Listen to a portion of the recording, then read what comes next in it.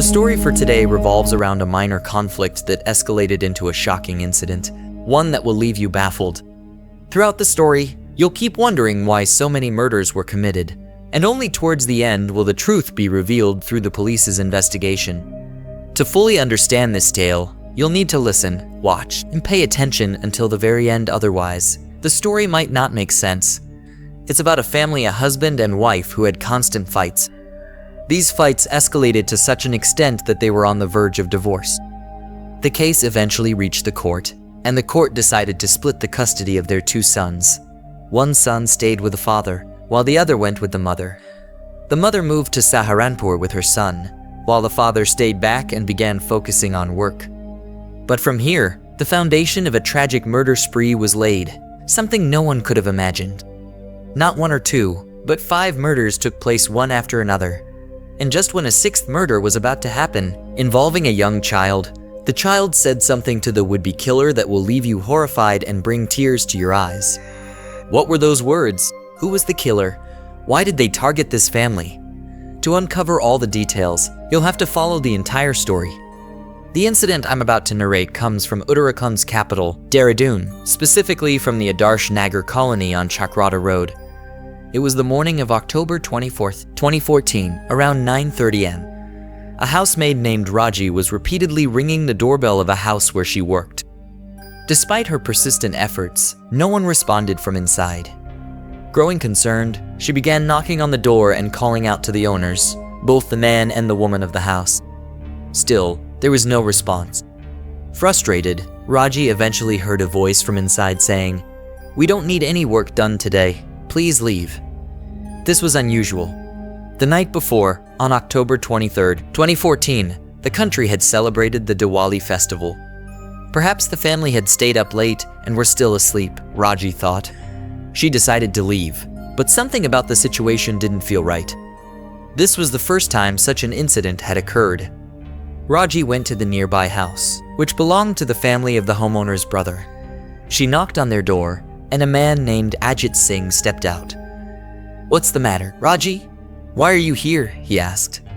Raji explained, "Sir, I've been trying to open the door to your brother's house for a long time, but there's no response. I don't know what to do now." Ajit reassured her, saying, "Don't worry, I'll send Preet with you." Preet, Ajit's daughter-in-law, accompanied Raji back to the house. Preet knocked on the door, rang the bell repeatedly, and even called out to the homeowners. Despite their best efforts, there was no response. After a long wait, the door finally opened. As they entered the house, the scene they witnessed inside was beyond horrifying. Both women screamed in terror, loud enough to alert Ajit, who ran over from his house. When Ajit saw the scene inside, he, too, was left screaming in shock. The neighbors, hearing the commotion, began gathering outside to see what had happened. Within half an hour, the Dehradun police force arrived on the scene. Hundreds of officers and eventually a crowd of thousands gathered as the horrific details of what had happened inside the house began to emerge. A crowd had already gathered there. The media, investigation team, and dog squad team were present. Along with them, controlling thousands of people and keeping them aside had become a significant challenge for the police. But what exactly was the matter? When the police entered a room, they found Jai Singh, a man around 60 years old, and his wife, Kulwant Kaur, approximately 55 years old. Both were lying dead, covered in blood. There wasn't a single corner of the room that was not smeared with blood. The police then checked another room. Upon entering, they found the body of Jai Singh's daughter, Harjeet Kaur, who was around 30 years old, lying there lifeless. Nearby was the body of her 3-year-old daughter, Sukhmani. Sukhmani had also been killed. In total, 4 members of the household had died. The memories of Harjeet Kaur, who was due to give birth on October 25, 2014, also surfaced. Her death marked a tragedy that shook everyone. The time allotted had already passed, as 2 months had gone by since Diwali. Doctors had scheduled the checkup right after the festival. When they arrived, they found that the pregnant woman had also passed away. Her daughter had died, and she had a son named Kawal Jai, who was the only remaining member to check on. Kawal Jai was found sobbing, trembling in a corner of the house, clearly terrified. It was as if the horrifying scene was etched into his mind, replaying in his eyes over and over again. He was gently comforted, given water, and held close to calm him. Then, questions were asked. "Son, who came to this house? Who did this? Tell us everything." When the boy tried to narrate the events, everyone who heard the story was horrified. It turned out there was another member of the household named Harpreet. His story began with his mother, Anita, who was the first wife of Jas Singh. A dispute had arisen between Anita and Jas Singh, which led to a court case. The court's decision split custody of their children. Perez stayed with his mother, while Harpreet lived with his father, Jas Singh. This was the same Harpreet whose story was shared earlier. Jas Singh had a large hoarding business. On the night of October 23, 2014, while the country celebrated Diwali, this family also celebrated at their home before retiring to their respective rooms to sleep. Harpreet woke up around midnight.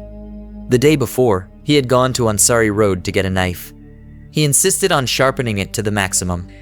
The knife sharpener repeatedly asked why it was necessary, but Harpreet only said to do as instructed. The knife was sharpened to a razor's edge. Harpreet returned home with the knife. Around midnight, he first went to his father's room. Filled with rage, he attacked his father repeatedly until he was no longer alive. His stepmother, who was asleep beside his father, woke up to the commotion.